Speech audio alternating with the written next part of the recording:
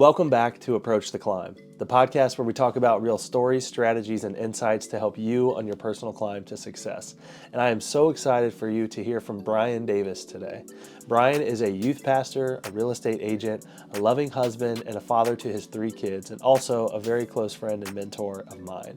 Brian has an amazing story, and he talks about how he was able to shift his mindset in the midst of losing his mom and then experiencing the worst injury of his life.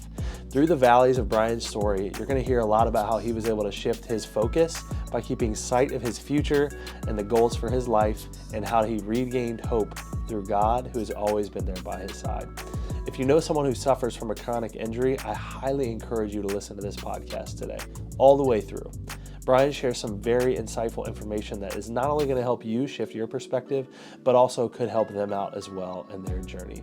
If you're watching this on YouTube, make sure you leave a comment down below, letting me know what your biggest takeaway from today's episode was. And if you haven't yet, make sure you subscribe and make sure you leave us that review on either Apple Podcasts or Spotify. So without further ado, let's get started in today's episode.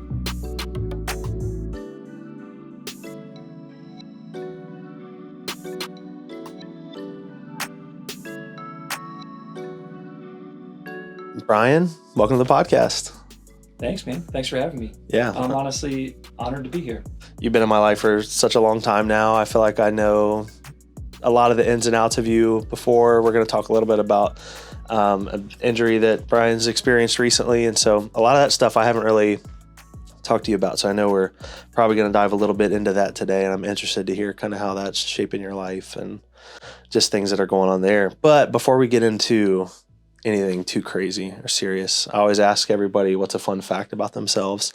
And so for you, and this is something I've known you've done for, I don't even know how many years, but woodworking. You have a full workshop almost. I was blessed with a lot of it from my great uncle, Uncle Nick. His hands were shaky and he was worried about hurting himself. Yeah. And he sort of gifted me a lot of the big woodworking tools that I would need, so the big freestanding equipment. And so then I've just been working on creating stuff. Yeah, I like to make stuff. So little things for the house, stuff for my church, and usually it's whatever my wife wants me to make. Yeah. So if Amy says, "Hey, can you make this?" and I'll make it.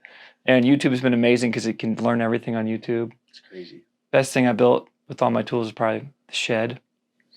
That shed is nice. Yeah. I'm gonna put a picture for everybody here on the podcast. It's a man shed, not a she shed. I'm gonna put the shed right here. We'll Nice. do that. Do it. We'll put a picture there. The shed. But yeah, no, that shed looks awesome. I remember when you built it and seeing the pictures, and I went into it one time and looked at everything, and it's such like a Brian project because you have like little pockets for like, oh yeah, this is where the bikes go, and this is where the like ladder or sports stuff goes or whatever. When you build it yourself, you get to think about every little thing and build it just for your use, right? And so I built out the materials I wanted, because I wanted to last, and did it the right way because I was in control of it. It was fun. Yeah. I love it. Right now, I'm working on, when I get home tonight, I'm going to go do a little woodworking. And the project tonight is a Pinewood Derby car for my son. Oh, nice. Yeah. So the goal is to make the fastest car. And so we're like researching ways to make it fast. You know, Elon Musk says if you have sharp lines, it's not very aerodynamic. Okay. Like the Cybertruck coming out, he's like, yeah, it's a cool design, but not very practical. Yeah. And so we're going to round the edges of this baby and see if we can get it optimized. That is awesome. That'll be fun. When's the race? 2 weeks. Okay. 2 weeks. Yeah. So you got a driveway you can practice down. So. That's right. That's right. The car will come in, been through some crashes. Yeah. That'll be funny. Yeah. Brian's driveway is super like, goes up and it's kind of windy and it's fun to back down though. I backed down it a couple times and you did good. I did good. I made it. I still have my car. So Amazon drivers have really killed me this winter. And so we order a lot of stuff on Amazon and they just can't back down it. And so there's this one spot where they all miss every time and it's just rutted out, just crushing my yard. And I catch them on video doing it, but I'm like, man, guess I appreciate the delivery. Right, at least they made it up. They didn't drop it down below. Yeah. That's so funny. Yeah, when you talk about woodworking and it just being something that when you build it yourself, you can kind of do it how you want to do it. And then, obviously your kids are going to be using it. Your wife probably uses it, and it's going to be something that is there forever. And, this is kind of, as you were talking about that, I thought about the analogy of me being a parent, and I have my kids, and there's a lot that I can do with how they're built up and raised. And, but at some point, they're 5 and 2.5 right now. At some point I send them off into the world, and other people are going to be leaving impacts on them that, in good ways and bad ways. Yeah. And, one of the things that, is your passion is teaching students. You being a youth pastor now for, 20 years, longer than that? Well, it depends what you would call a youth pastor. But yeah, so I'm at the church right now. I'm a youth pastor and worship leader. But I've been working with students since college. Okay. So when I was at Ohio State, I was a Young Life leader as a volunteer working with high school students. And then, since that was 2003. Okay. So that's 21 years ago. Yeah. That's crazy. It's a long time. 21 years ago. It's a long time. Yeah. So when I think about just, building my kids up the way that I want them, and then sending them off into the world, and eventually they'll, run into people like you that are there to help teach and mentor them and guide them along in the right way. And, that's something you've done for a long time now. So what is it that's kind of kept that passion alive for you? And really, how did you get started? You talked about Young Life and things like that, but what kept you in the field and for so long? I never thought I would be a youth pastor and work for a church and get paid money from the church. It's kind of was a weird thing when that started, because I'm like, man, each dollar that's in my paycheck was given by somebody for this church. And it's sort of heavy and weighty. And I'm like, I got to do the best job I can do. Right. I got to make, but yeah, I was working at a bank after college, and then I had a logistics degree. And then from there, I met somebody at the bank who owned a logistics company, and he hired me on. So I worked for a logistics company, which was awesome. It was a great company, some great people, friends I still know, but I didn't like the job. And so I felt like I was like in a cubicle prison almost. Like I just wanted to get out. And I couldn't wait to get off work each day and work with the students at church. That's what my passion was. So I was just like counting down until 5 o'clock, and I'm out of there as soon as my job's done. Right? And that was like a pretty hard cutoff job at 5 o'clock, right? And so I was just out of there, and then I'm going to the church, or I'm calling up some students, and we're doing something. And so that was what I was passionate about. And so we just did it volunteering, doing that, until my daughter was born. I was like, now I'm a dad, and it's taken a lot of time. It was a bigger adjustment to life than I thought it was, having a kid. I was unprepared for it. And then I was a husband, and then I was trying to do my best at my job, and I didn't have as much time for the church ministry anymore. Yeah. And so I tried to quit, and I went to the church, and I was like, yeah, it's been real. I really, really love doing this, but you need to hire another full-time staff. We filled in part-time for, I don't know if it was 3 or 4 years, something like that. And but now with my daughter, I just don't have the time. And I was like, I'll still volunteer. I'll be on, the leadership team, but I can't run the ministry anymore. And so at that meeting, they were like, well, we want to hire you. And to be honest with you, that was the first time I had thought about it. And then they explained a little more, and I remember driving home from that to my house. I remember praying really hard, gripping my steering wheel. It was just one of those honest prayers with God where you're like, is this what you want me to do? And I don't think you can ever hear God audibly, or at least I've never heard God audibly talk. I felt like he was like, yeah, if you're not going to do it, then who will? I want you to do it. And so I talked to Amy, made sure she was good with it, and she was good with it. We were going to take a pretty good pay cut. And so it was going to affect our family financially, but we went for it, and we did it, and I'm so glad. And so I met you through that, and through that season of youth ministry. I still remember little Josh, and I remember one of my best, is after you're out of high school, and you're working, and you went through a couple jobs, and then you found this job, and it was at Menards. And I remember always sang the jingle to you, save big money when you shop Menards. All the time. Literally all the time. And I'll come and visit you at Menards to see what's going on. And that's when we owned a home, so I was getting into doing work on my house, right? And so yeah, it was kind of a funny thing. And I remember beating you at ping pong with your Menards vest on. We used to play ping pong all the time. And that was honestly one of my things with the students is I want it to be fun because when I was taught about God by people, it wasn't boring. And I don't think it should be. And I was like, I want it to be fun. So we would like wrestle around or play ping pong or watch a movie or, something like that. And then go and have our Bible study after that. And maybe have some food together or something like that. So we played ping pong a lot. And then I remember we went to Cincinnati Table Tennis Club down at Xavier University. And we went down there and played and that's when you see some real competition. Oh my gosh. You see, the headbands, people changing shoes. They're serious. Very serious. Yeah. Like pulling paddles out of like cases, which you had a case, but would foam it up. I remember foaming the paddles up. That's how you intimidate your opponents, Josh. Yeah, you just sit over there, you just... I mean, they glue up fresh glue right before a match. I remember the first time we went into Cincinnati Table Tennis Club. We're just walking in and you're super intimidating and you're in this environment with like almost like Olympic level ping pong. And then we got yelled at. It wasn't with you. It was before when I went with my other friends. And all of a sudden this guy, he misses his point and he throws his paddle down and he looks right at us and he goes, "Hey, white shirt, you cost me that point." I'm like, white shirt? Like, what does this guy think he is, right? And he's got and that's back when short shorts weren't cool. And he's got these short shorts on, he's playing table tennis. And I'm like, what is this guy? Who do you think he is? And apparently it's a thing where you don't wear a white shirt because it blends in with the color of the ball and people can't play as well. Makes sense. So we're violating all these, unspoken rules walking in this club.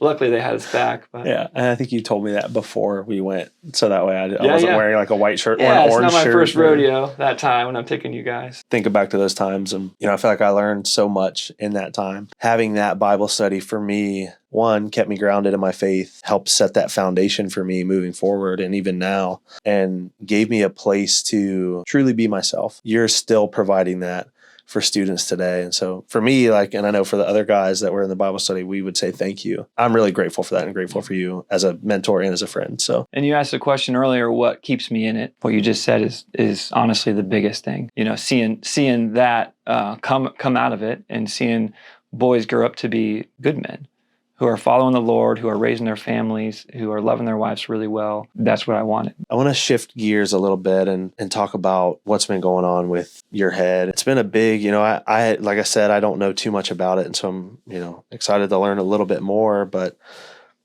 I know injuries are so common. They happen all the time. And a lot of people feel hopeless when something like this happens. And I'm sure you've went through those stages of feeling like way down in the dumps, feeling low. And, I don't want to put words in your mouth, but tell us a little bit. Tell us a little bit about the injury. And then we'll kind of go from there. How did it start and where are you at now with it? Yeah. So I suffered a pretty serious head injury and don't really honestly to now know exactly what it is. I'm kind of in the middle of it. But people measure time pre-COVID and post-COVID. Yeah. It's like that marker in the ground. Well, for me, the bigger one in my life is pre-head injury and post-head injury. And for my kids as well, because it affects them and my wife as well. And so what happened was I think it was March 27th, I was working out really hard and heard a pop in my head. And basically since then, my life has not been the same. And I'm trying to figure out what it was that happened. Just talk a little bit about how it affected you in the beginning and what your mentality was. Because I'm sure you were, it was probably confusing. Like you heard the pop in your head. You probably never experienced anything like this. What was that initially like when that happened? And how did it affect you and your family? Yeah, so I think that I've learned a lot about physical pain this last year. The year before, I learned a lot about pain, but it was emotional pain. And so the year before, my mom passed away, coming up on the 2-year anniversary of it. And that rocked my world. Me and her were so close. I sell real estate part-time. So I'm a youth pastor full-time and worship leader, and then I sell real estate part-time. And we were on a team together, and so we worked together. We were really close. And when she passed away, it was just a massive void. And she has one of these big personalities, like your mom has a big personality. Yeah. And she just, she's awesome, just a wonderful person. And so the void of her not being there has been huge. And I was learning about emotionally getting through that. And then coming out of that season, really when she started getting sick with cancer, and I realized that our time was limited. What I did is I started actually getting physically healthy for the first time in my life. And so like I would work out a lot in high school, work out in college, but don't really care what I eat. And also don't work out. I'm not trying to be an Olympian. But then I would always have this back burner goal, New Year's resolution each year. I'm going to start hitting the gym. I'm going to do it. Typical. But what it was for me that made me actually change my lifestyle was the reality of losing my mom. And so then I started the workout regimen where I was just working out 5 days a week. And I got really planned with it. I started changing my diet because I was working out a lot, not getting a lot of gains. Call some people I know who are really big in physical fitness in that world. And then they coach me through, well, here's what you got to eat. You're eating this, And so it's like, okay, I'm completely changing my diet and I'm completely changing my routines. And it was awesome. And I was getting so much energy. I felt great. I built a little workout room in the basement of the church. And so I could just swing down there a couple times a day. Sometimes I would plan my worship set list for the week just while I'm working out. I had to listen to music and kind of get it all set. And it's just kind of a time with me and God. And I was like really into it and loving it. And so my mom passed away. And then for the whole next year, I worked out Monday through Friday. And then I had a kidney stone, which was the first time I've ever had a kidney stone. Oh. This was at the beginning of March. And that was a lot of pain. That was the most pain I'd been in. They say that's like giving birth for men. They say. You can't compare them. You can't compare. There are some women who have given birth and have kidney stones. And well, one of them I know said the kidney stone was worse. And so there you go. Yeah. So some guys will hold that over, but no one really knows what's worse. Right. Mine was bad. I passed 3 stones at one time. Oh my goodness. And I was in the emergency room and didn't take pain medication before I went.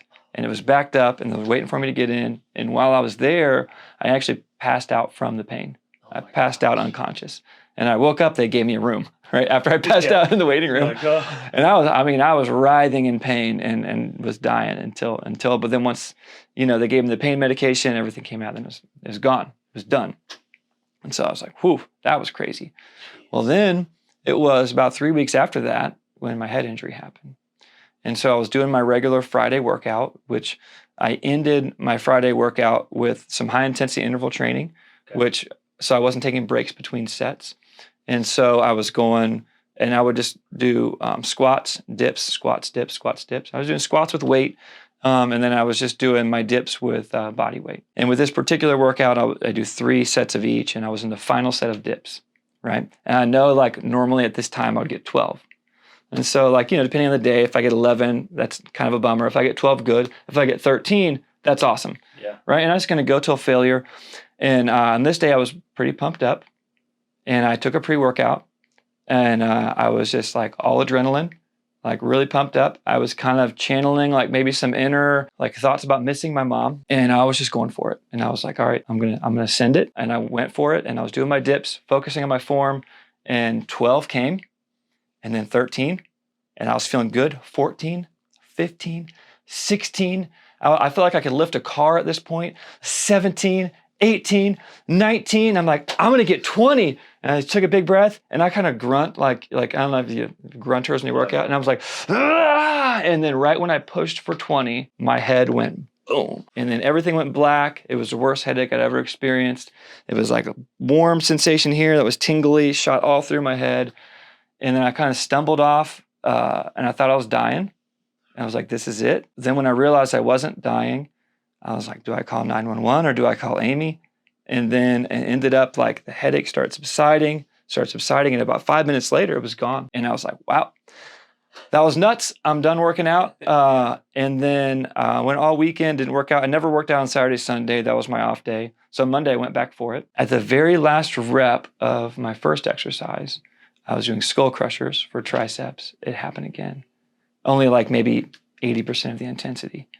And I was like, oh, this huge headache knocked me, what in the world is it? And so then I went home.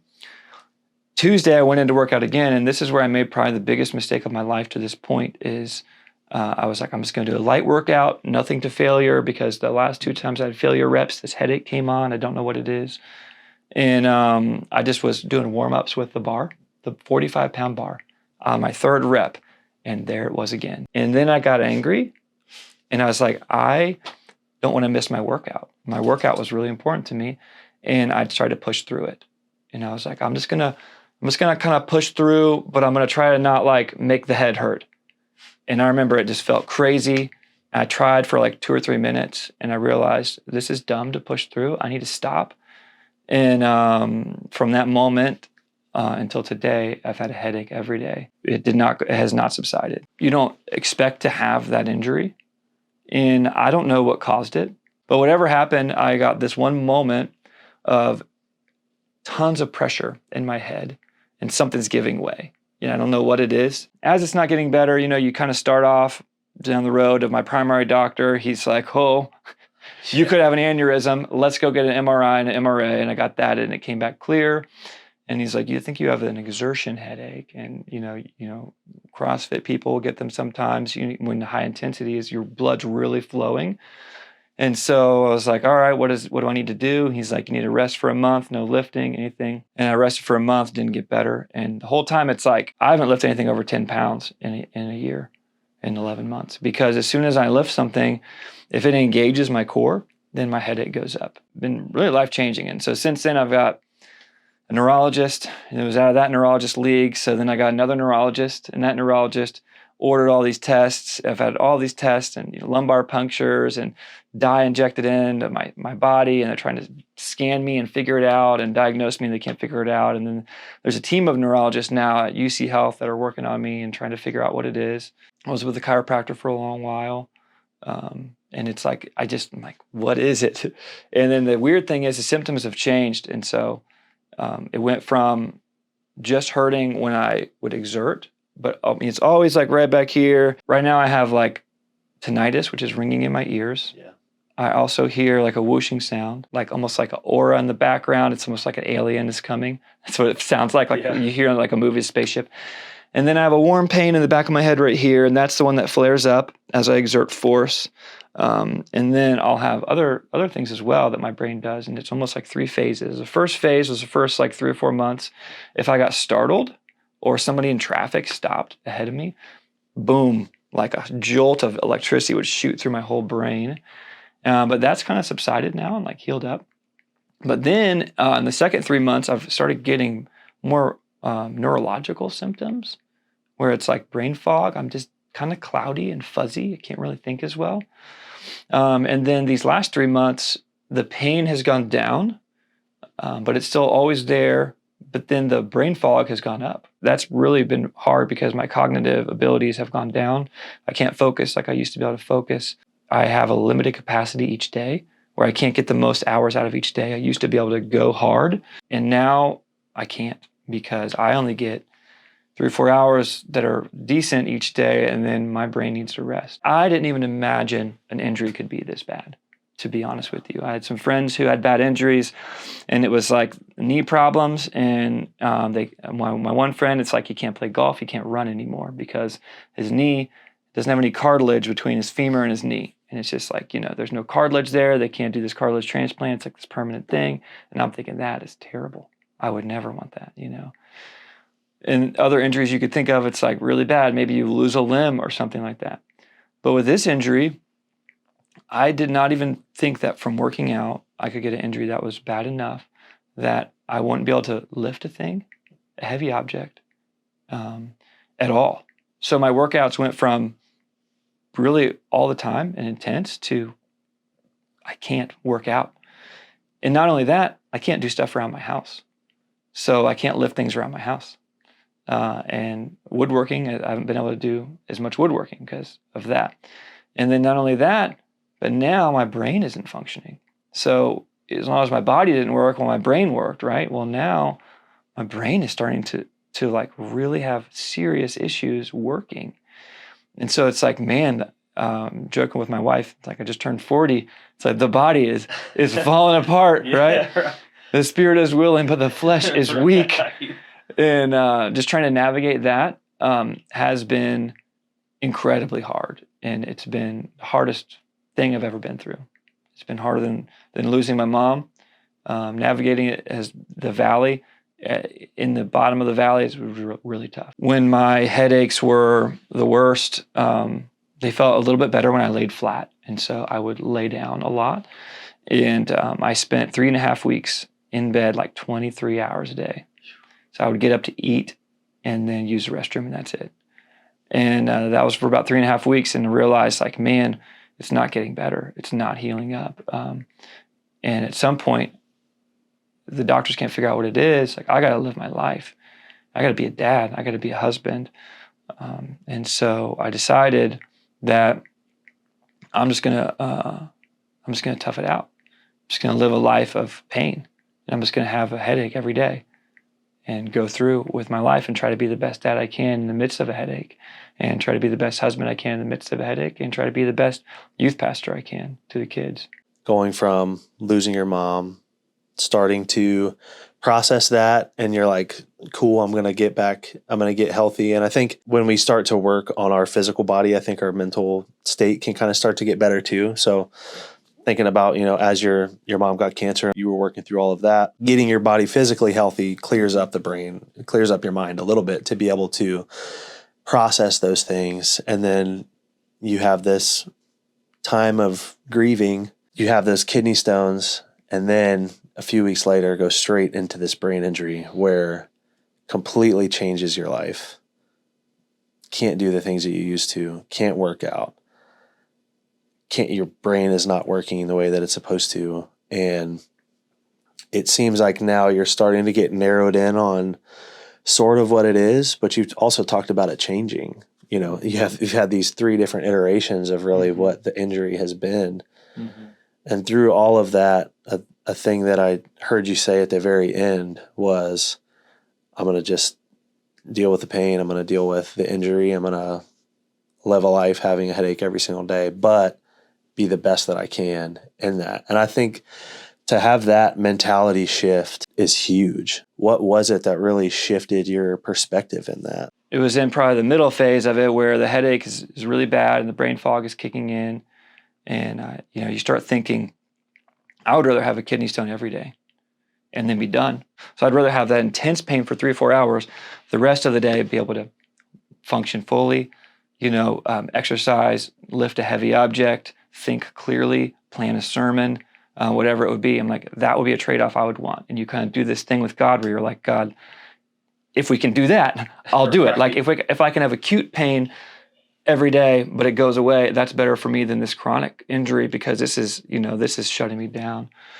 And then I remember I'm part of these Facebook groups where I'm trying to like figure out what's going on. And there's a lot of people who are on there as well. They're trying to figure out what's going on with their body, because there's a lot of people with chronic illnesses out there. And on this one, it was a CSF League forum, and there's a lady reading this, and she is asking a question to the group about seeking physician-assisted suicide overseas in Europe. Normally, my life before, I would judge that person immediately, and I would say, what are you doing? Like, no. But this time, my brain didn't do that, and I thought for a minute, that sounds nice, to be done with the pain. And it was one of those moments where it's like, whew, I can't believe I just thought that. Yeah. But I thought that. And I'm not like close to the point of doing that, but the fact that I actually had that thought was so startling to me. And then I read the comments down below, and the comments aren't people trying to talk her out of it. The comments are people like talking about this as a reasonable option. And that's when I realized, like, okay, my pain is really bad. And this is really a hard thing to deal with. I think that if God wants to take me out of this world, he's going to do it. And so that's my number one reason. And then the number 2 and 3 is right there behind it, is my wife and kids. I realized that I want to be there when my daughters get married. I want to walk them down the aisle, if Lord willing. I want to be there for my son, and I want to compete in this Pinewood Derby and win it in 2 weekends from now, right? Or at least make some great memories along the way. And I want to be there for my wife. I want to take her on dates. And that was the moment for me that it just kind of was like, all right, if this is what I've got to give, then I'm going to give it. And I decided then that I'm just going to grind or soldier through each day, whatever word you want to use, and try to make the most of it. Hearing about the group that you were in and you reading that comment and having that thought, and then you're like, man, why would I even think that? But then looking back to the recent pain you've been experiencing emotionally and physically, and with all of that, that's a huge shift to go from laying in a bed every day. And even for the woman that was asking about that on the forum, being at a point in her life where she was so low and had no other option, she thought. And it's the same, like, so when my mom passed away, I work at a church and I see funerals all the time. I have to do things at funerals, like to like either run the media in the back or speak at the funeral, or officiate the funeral. I've been in a lot of funerals. I've been around a lot of grieving people. But until my mom died, and I'm, not just a grandparent, but a mother, somebody who is like your primary person, in your life, until I lost her, I didn't know what that felt like. I didn't know what that void felt like. And then after that, I have a heightened compassion for people who lost a parent, right? I think about this like Emily lost her dad. Yeah. Okay, so when she lost her dad, I was heartbroken for Emily, but I did not go to the funeral. I wasn't at Richard's service. Now, after going through losing my mom, I would be at that funeral because I realize what happens when you lose a parent. And now I'm not just worried about what am I going to say, or am I really close enough to be there? It's like, no, I'm going to be there. Yeah. I don't even have to say anything. Just standing there is enough, because the people who showed up for me and what it meant and just how much of a life-changing thing that is when you lose a person like that, I know now. With my injury, some of the lessons I've learned are compassion for people with chronic pain. And there's a whole nother world out there of people who are hurting every day, their quality of life is so diminished. And then to think about, what did I do with all of my time when I had it? Yeah. And I was a pretty active person, but I'm thinking now, did I squander the best years of my life when my body was working great, my head was working great? And then you kind of realize, well, we're not guaranteed tomorrow. None of us are.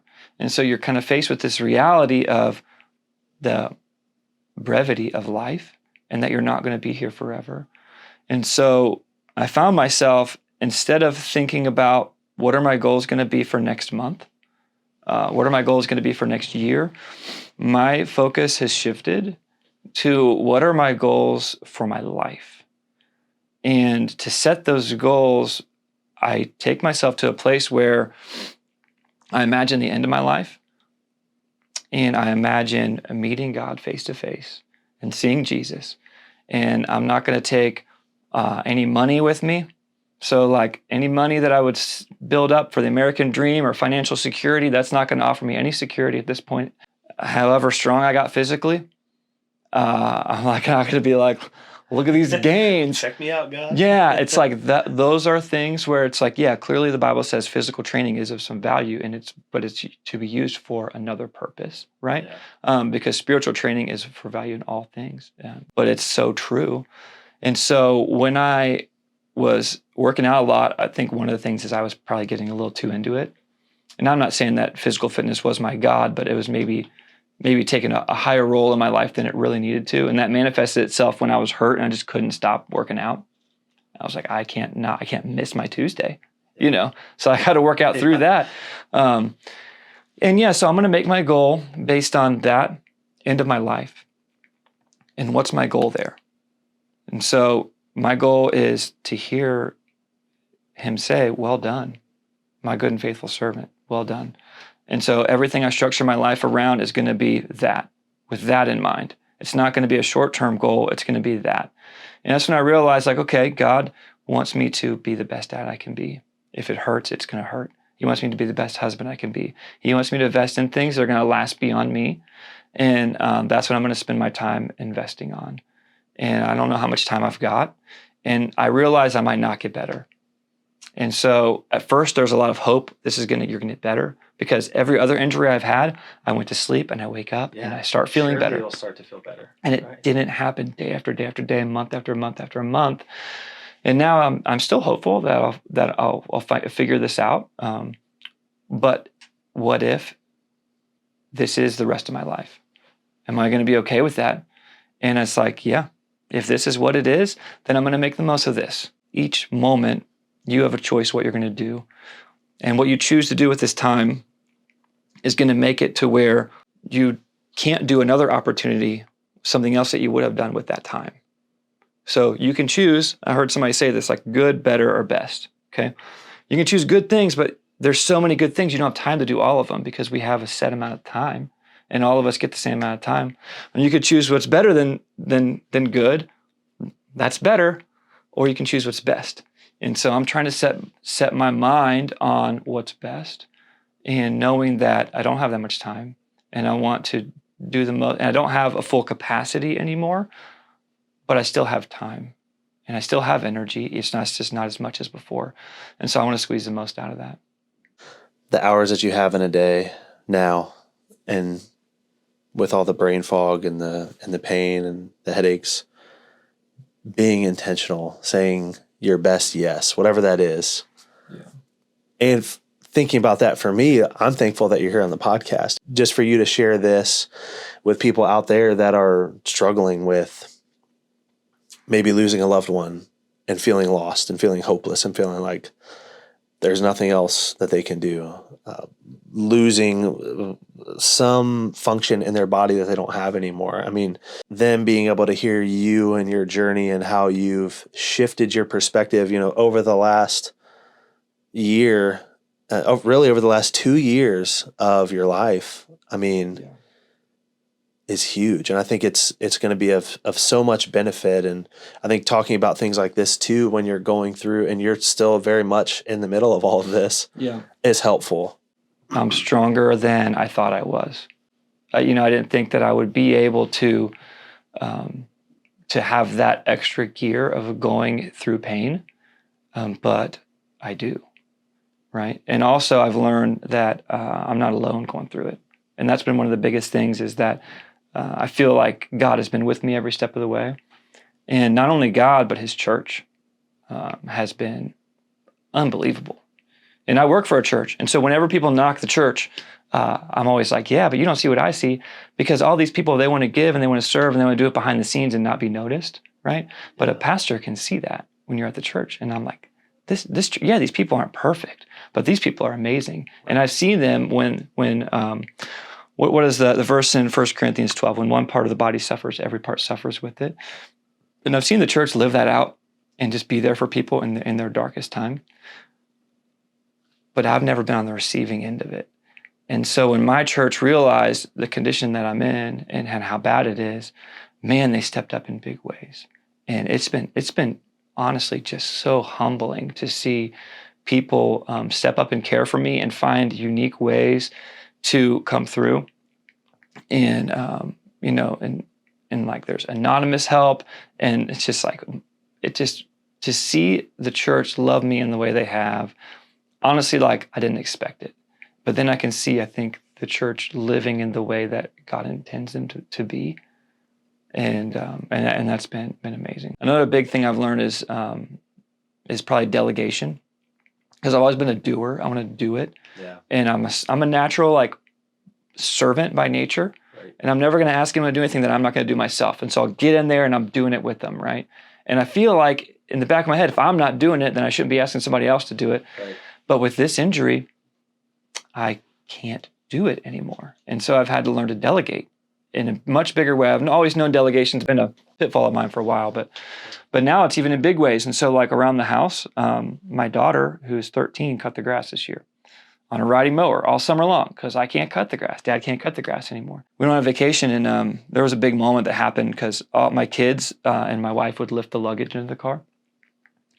And Camille is actually the strongest one in the family. She's stronger than Amy at 13 because Amy is just little. Yeah. Love you, babe. But Camille's the strongest one. And so when there's something heavy that needs lifted, I can't do it anymore. I can't open that jar. It's going to go to Camille now as to step up. And, soon I think Micah will probably be stronger than her, but right now it's Camille. And so she's shouldered a lot of the load. And we were lifting luggage, and we were at the airport, CVG, and long-term parking, and we got this trolley. We're getting in this trolley. And the guy's like, anybody need help with their bags? I'll help them. And I said, I do. Like, I could use your help with my bag. And he looked at me, and he looked down, and he looked up. And then he made direct eye contact, and then he walked past me and started getting my family's bags, and then everybody else from the row behind. And I stood there so deflated, because it's emasculating as a man. Then I looked at my daughter, and she's like, Dad, he just doesn't know. There's no way he would know from looking at you. You got to forgive him, like he doesn't know. And I realized, like, okay, I look like an able-bodied man. Right. He has no idea that if I lift this suitcase, like my headache is going to spike. And then it'll take like 2 hours for this thing to go down. And then anyway, so it's one of those things where it's been really humbling, because you value yourself as a man in certain ways. And when those are taken away, I think I've realized that, that actually isn't where the true value of a man is. And so I've had to learn through that about what is really important and what do I really need to spend my time focusing on. And that's where the goal thing comes in, where I'm like, okay, I don't want to miss the finish line. There's a Bible verse that says, in a race, do you not know that all runners run the race, but only one receives the prize? Run in such a way as that you will receive the prize. When somebody's fighting, they don't just fight like a man beating the air, right? Imagine like this guy is like blindfolded and he's just throwing these haymakers out there, right? Trying to see if he'll land on something. He's like, no, you're going to go toward the finish line. You got to go toward your target. If you're going to throw a punch, right? If you watch UFC, you got to punch him right on the chin, right? Hit him on the button and knock him out, right? And so there's a target you're aiming for. In this race, I'm going to run it in such a way as to win the prize. And what is the prize for me? I don't want to miss it. I don't want to spend all this time like running in the wrong direction, pursuing things that aren't the best. And that's the finish line for me. It's just that well done, to hear that. And so everything I do is going to be structured around that.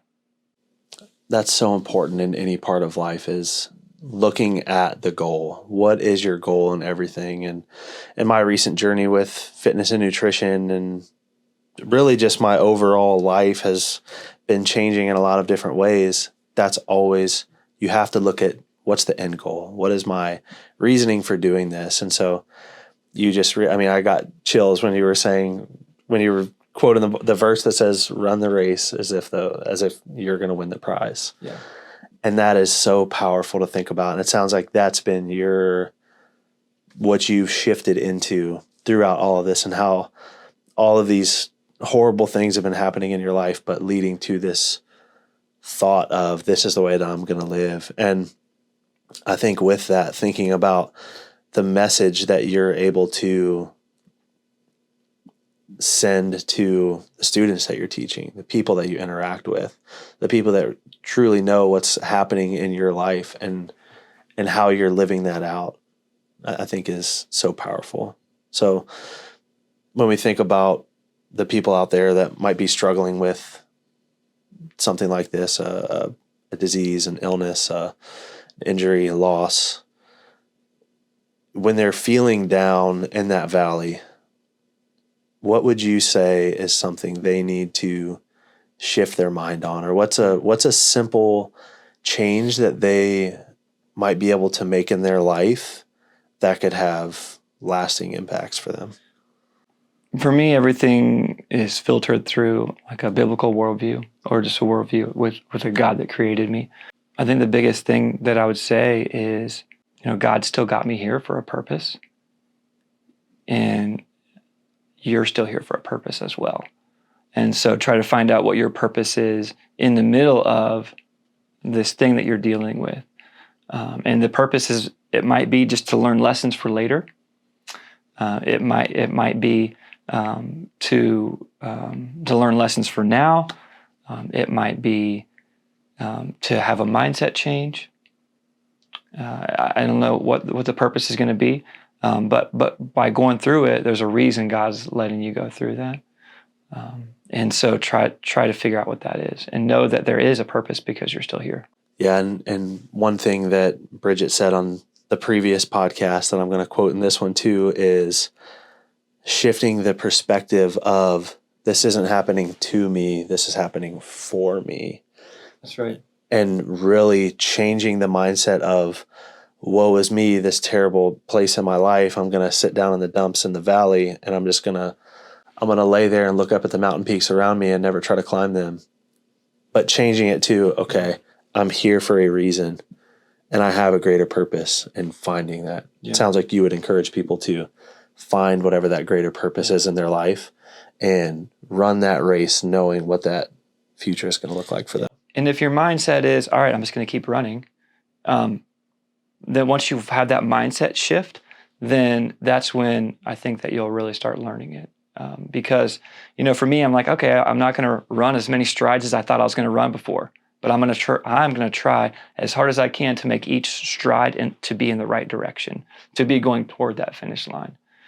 And then, you're going to learn so many other lessons along the way. It's like I learned to have this whole other gear of toughing it out that I never thought I'd have. It reminds me of like David Goggins. He's like this, like the manliest guy you can imagine, right? Yeah. And if you hear about the stuff he does, it's incredible. And he's like, run this race. And he's like, yeah, you can keep going. You don't have to stop. But you think you have to stop until you don't stop. And then you realize, oh, I didn't actually have to stop. Well, Brian, thanks for sharing just that story and your insights on it and your perspective shift over time, and knowing that the passion you have of teaching students, knowing that you're building things with your kids and teaching them lasting principles that they're going to carry on for the rest of their life, and knowing the type of person that you are. It's awesome for me to see this mindset in you and how that's going to go out and affect generations upon generations. I mean, you're probably affecting people through this that you don't even know. And again, through this podcast, I don't know who's going to listen to this, but the people that are hearing this, maybe they share that with a friend who shares it with a friend who's going through some type of similar situation, and thinking about how we're able to spread this message and again, through the lens of the gospel too, knowing that God has you there for a reason, God has them there for a reason, and it's so important. So I'm thankful for you being here and sharing your story today. Hey, I'm thankful for you inviting me. And also, I just want to say, I really appreciate the podcast. And I think that you're really good at it. I think you're a really good host. And I think that these are some seeds that are going to be planted that are going to last beyond you as well. And so I think it's awesome that you're doing this, and keep going. Thank you. That's the hope. And, I think a lot of people, when I look around, there's a lot of people down in the valley, and the Approach the Climb thought and podcast and all of it is to bring these stories and insights and strategies to people that are in that valley. And I think everyone out there listening, you've been in a valley, you're in a valley, maybe you're on your way up to the peak of a mountain, whatever that might look like for you. These principles and stories and strategies that we're sharing here are of some benefit to someone, to give somebody a perspective shift somewhere in their life. And having people like you on the podcast and the guests that we've had and the guests that we're going to have in the future, I mean, I'm excited for what the future of Approach the Climb looks like. And I think it's going to be a really cool thing for the world. So yeah, thanks for being here. And for you all, thank you for listening today. Again, if you haven't already, make sure you subscribe to our YouTube channel. Make sure you leave us that 5-star review. And from Brian and I, we wish you the best on your personal climb to success.